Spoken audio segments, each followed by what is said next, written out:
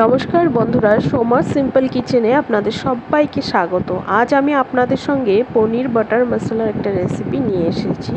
তো চলুন দেখে নেওয়া যাক। প্রথমে আমি একটা ফ্রাই প্যান নিয়ে ওখানে 1 চামচ পরিমাণ বাটার দিয়ে কিছুটা পরিমাণ তেল দিয়ে তারপর ওখানে আগে থেকে কেটে রাখা পেঁয়াজ, টমেটো আর আদা, রসুন আর কাজু বাদামটা দিয়ে সুন্দর করে ভাজা করে নেব।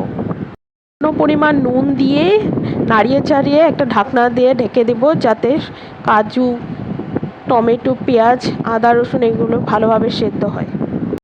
তারপর একটা ছোট মিক্সিং জারে সেই ভেজে রাখা পেঁয়াজ, টমেটো, আদা, রসুন, কাজু বাদাম এগুলো দিয়ে সুন্দর একটা পেস্ট তৈরি করে নিয়ে সেই একই ফ্রাই প্যানে সামান্য পরিমাণ বাটার দিয়ে এই পেস্টটা দিয়ে কিছুটা পরিমাণ ধনে গুঁড়ো দিয়ে টুকরো করে রাখা পনিরগুলো দিয়ে গরম মশলা, ফ্রেশ ক্রিম, কসুরি মেথি দিয়ে একটু চিনি দিয়ে একটু ফুটিয়ে নিলেই তৈরি আমাদের আজকের রেসিপি পনির বাটার মশলা।